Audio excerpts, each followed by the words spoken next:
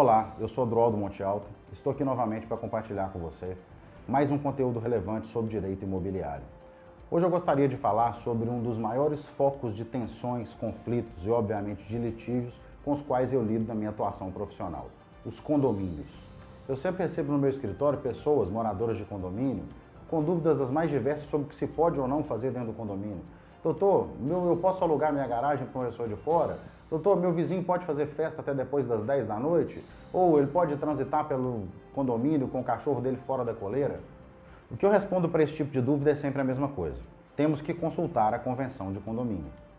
Isso porque a convenção de condomínio é, na prática, a lei que rege a convivência em condomínio. Ela é a lei interna do condomínio. As pessoas sempre me perguntam, mas não existe lei sobre o assunto? Existe. O Código Civil trata de condomínios, a lei de condomínios trata de condomínio, obviamente, mas eles não estabelecem objetivamente o que pode e o que não pode ser feito dentro do condomínio. Esses atos normativos, eles estabelecem, via de regra, cláusulas gerais. São princípios norteadores que devem ser seguidos na convivência condominial e que devem ser observados na hora de se elaborar a convenção de condomínio mais pormenorizada. Existe uma razão para a lei delegar para a convenção de condomínio a tutela dessas especificidades. Isso porque cada condomínio é uma microsociedade, cada condomínio tem a sua especificidade própria.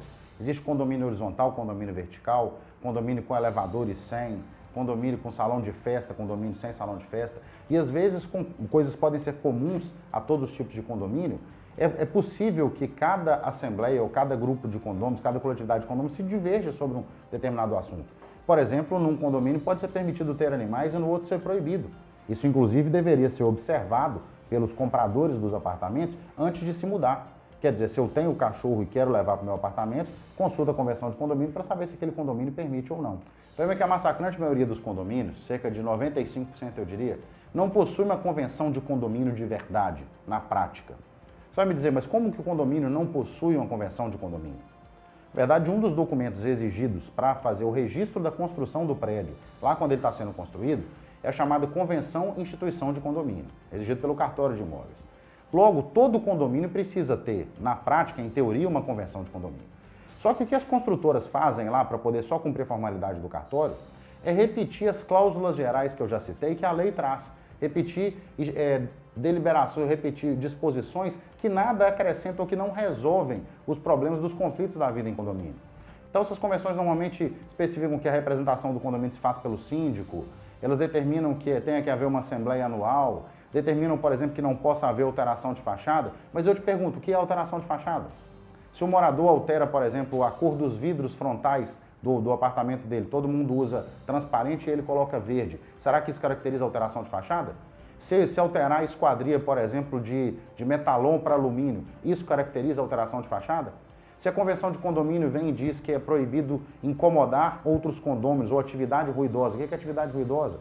Para muitas pessoas, o vizinho de cima andar de salto ou então varrer a casa é atividade ruidosa, outras não se importam com a música alta. Os dois principais problemas dessas ações muito abertas, que não trazem precisamente o que é permitido e o que é proibido, são, primeiro, o que eu chamo de ditadura do síndico, e segundo, a dificuldade de exercitar os direitos inscritos na convenção. Ditadura do síndico, para mim, é quando o síndico se aproveita da inexistência prática de uma convenção de condomínio para fazer valer a vontade dele, para praticar o que ele bem entender de maneira incólume, sem nenhuma regulamentação. Se o síndico for uma pessoa que não tenha muitas vocações democráticas, ele vai tomar as decisões sem que nada possa cercear o que ele está decidindo. Se o síndico for uma pessoa muito democrática, ele vai precisar convocar sempre as assembleias de condomínio, a Assembleia de Condomínio para decidir sobre qualquer ponto que seja silencioso na convenção, que vai gerar uma sobrecarga do síndico e uma morosidade da administração desse condomínio. De uma maneira ou de outra, seja ditadura, ou seja ditatorial ou excessivamente democrática, nenhuma das formas de administração é saudável para o condomínio. Quando eu falo em direitos difíceis de exercitar, é porque na prática, se a convenção não definir de modo claro que conduta ela proíbe e não definir uma punição para essa conduta, fica complicado na prática do condômino ou do próprio síndico conseguirem punir essa conduta. Se, por exemplo, a convenção de condomínio proíbe atividade ruidosa e um condômino anda de salto dentro do apartamento, o condômino de baixo reclama disso, quem dos dois que tem a razão? O andar de salto é uma atividade ruidosa o suficiente para se enquadrar naquela hipótese prevista na convenção? E a convenção não traz punição para isso. Então, o que o síndico deve fazer? O problema maior dessas convenções abertas é que sempre essas discussões vão parar no judiciário, desnecessariamente. Se a convenção trouxesse especificamente o que é proibido e qual é a punição, não haveria necessidade de um condômino ajuizar uma ação para poder ver o seu direito satisfeito. Por isso que eu digo que as convenções abertas, elas trazem direitos que na prática eles não têm que não têm efetividade prática, que eles são difíceis de exercitar. A solução, como eu já disse, é uma convenção de condomínio que seja o menos omissa possível, que trate da maior parte das hipóteses que podem levar ao conflito entre os condôminos. Mas aí você me pergunta, e como que os condôminos vão saber quais são essas hipóteses?